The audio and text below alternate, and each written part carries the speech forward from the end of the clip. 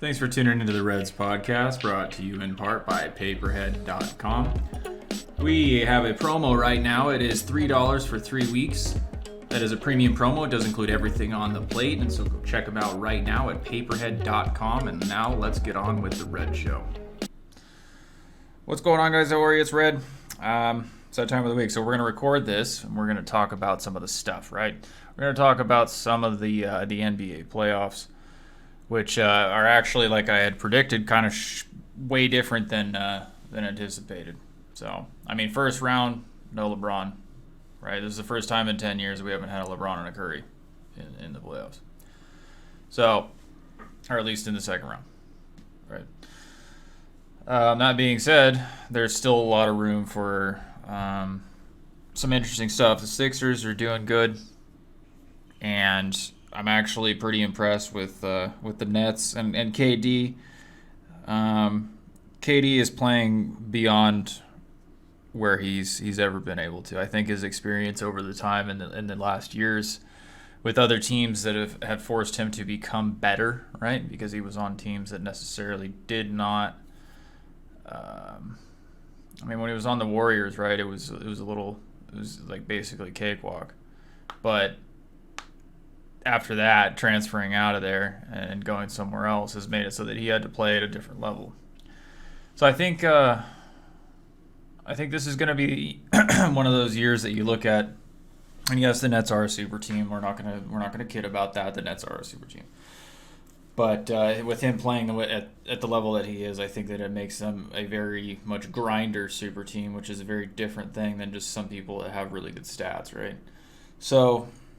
I think as far as whatever I'm doing on my side of it, it's always going to be a match on how much I've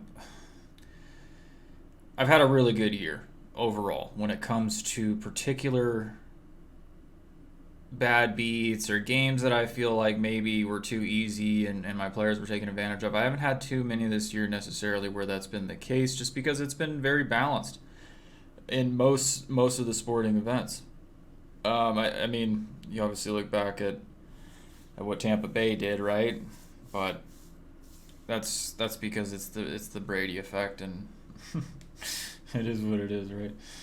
There's not a lot we can do about that. But I'm looking forward to very much the continuation of the baseball season and the way that the things are going right now in the business. As mentioned previously in another podcast, we are looking at getting a new reporting that is ultra efficient and very well made and designed from our perspective, meaning the bookie perspective, not from the perspective of software that was designed. It was like an accounting software that was kind of morphed into a bookie software. So as it stands, I'm looking forward to it. I've actually seen it a couple of times now, and it looks a lot different, and it feels a lot easier. It took me a little while to learn the current reporting, but I mean, obviously, once you learn something, you're good at it. And in this case, I picked this up and was able to do and use this pretty rapidly. So I was told that it was supposed to be released completely like July, August, or at least before the new season starts. And I'm pretty excited about it. And I also got wind that there's going to be some changes to like the cashiers and different things. Like, I mean, it's not really stuff that you would focus on if you're somebody like me, but at the same time, making my life easier is always going to be something that I'm appreciative of. I think that when things come in and it's one of those types that you're like, hey, thank you for changing this, even though I didn't really notice how bad it was. So again, there's a lot of good things coming down the pipeline as far as what my capabilities as a book are with this company in particular, and that's the insight. It's the exciting part, because it's not all the time that you end up somewhere or you're in a place that continues to try and push the envelope or try to change the user interface or ability to do things or increase anything really. I mean, a lot of the places that at least the sites that I was at before haven't changed anything or done anything to improve in several years, which is, based on their business model, I guess that works. But for, a guy like me who's always on the go and always trying to do stuff, I think it's very important to see the same kind of minds working in the same kind of business. And when I do get the actual release of this, whatever that isn't the demo, I'm probably going to screencast a little bit just to show maybe a couple of minutes of whatever I'm doing on the reporting, and we'll use that. And that way you guys can see a little bit of it instead of it just being the talking head that you normally see on the show. So there's a few things that I wanted to talk about. I hope you have gas in your tank now. There's been a slew of attacks, cyber attacks, right, across the board, like the meat companies and produce companies and the pipeline attack, and also apparently there's a new one that was done on some of the major gaming labels, and I'm not talking about like on the gambling side, but in like esports side. This story just broke recently, and it just has to do with EA Sports, and they're releasing FIFA 2021, which is, everybody knows will be FIFA 2020 through 2015 again, but just with different players and colors. It's the same game again, which is basically soccer in a nutshell anyway, but it's a major deal because they also got access to matchmaking. They also got access to a couple of things that are highly sensitive when the company is trying to develop and maintain market share. And so you look at this in the esports arena, and I think that this is actually going to become a major thing in the future, because you look at cybersecurity in general, and I know on our side of it, we're used to having to have things encrypted, and used to having to have some kind of security, or at least ghosting effect of what we are, who we are as our industry goes, and so that's not that new.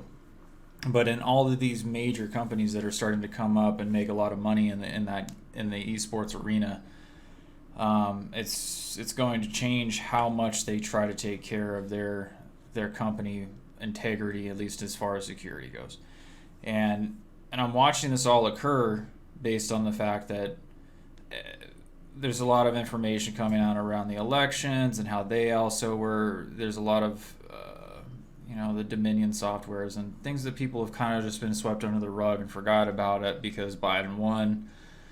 And as this changes and as things change, how are the people supposed to trust anything basically at this point when it comes to security? And for our side of it, everything that we've been doing for years has been, at least they've told me that it's like secure and safe, and I haven't seen any issues with that so far. It also could just be that this particular company isn't as high profile as maybe some of the other ones, but again, they're out there, and there's people trying to always figure out how to exploit and take advantage of certain situations. But for my personal feeling, at least for my business, and being up and having DDoS protection and all that is a very important thing for high traffic times, and those times are coming very shortly. And all of the improvements that are going into this new interface are also going to be applied based on that model, where there is some security features that are also added that make it better. So all that being said, I wanted to return back to the sports realm and talk about a couple other things too. I don't know if you're really a baseball fan, and I've been watching some of the ratings that are coming out right now, and it's surprising to me because the NBA was like light years ahead of the MLB as far as ratings go for a long time. There's been a slight uptick actually when you compare the two of what people want to watch, and it has a lot to do with the wokeism and things that are in the NBA right now, and they've really played it down a lot this year. I think that that's a huge reason why, because they saw what happened. Their ratings, they're down like 70% in the NBA. 70% of what they were at certain times in demographics. And I don't know how do you recover from that without making a serious change on what's available to watch. And I know that means big changes for the NFL, because their ratings were also going down quite a bit, just because of whatever else, people finding other interests, or Netflix in general causing people to be watching the shows that they want to watch on demand. There's other issues that go along with that, but really, if you're a gambler, you're going to be gambling on sports. Like, you can't gamble on Netflix. So what are you supposed to do with that? But what it allows is a very different type of entertainment is going to be coming out. And I think it'll be a little bit more strict when it comes to what people are allowed to say, how it goes. I mean, when you saw the whole Kaepernick thing happen in the NFL, and the guys kneeling on the field to show racism, social injustice, and all these different things, and maybe he had a valid just cause. And then this whole last year where they've been pushing this in the NBA, and a lot of people have stopped watching. It's not. We're here to watch sports. We're here to be a part of that. We're not here to figure out what you feel about yourself in your $100 million house. We're just not. And the public is speaking very clearly with that in the ratings themselves. And so I think when the NFL does roll around this year, there's going to be an incredible amount of attention on it. I think also too in the college football. This is the year of the American culture to return. I honestly feel that. I don't think that as many people realize, and it's because social media is washing a lot of this, that there are a lot of people fed up with big government and a lot of people fed up with regulation. And in the sense that if you're going to be looking at an American sport and an American ideal, NFL and college football are two of those things that are so vastly important to our culture. And it's interesting to really watch this demographic come out. So expect a big year. And I mean a big year when it comes to the amount of volume that you're going to be picking up and the amount of players that you may be able to attain. Because also, too, these kids, all these gamer kids that are out there are going to be transitioning into the gambling market within the next 2 years, including this year. A lot of the kids that were, let's say, born 2001, 2002, they're all 18 now. And they're going to be turning a little bit older in college. Right, they're going to their dorm rooms, they're doing their things, and they're going to want to be playing sports too because their buddies are playing sports. So it is what it is. I think for right now, I want to save an entire show based on the youth gambler because I think that it's going to be one of those particular topics that's extremely important for us moving forward in the next couple of years. We, as books, can take advantage of this because we've had our players, right? We've had our players for years, some of us anyway, and they know these kids, or they even raise these kids. That's what's crazy.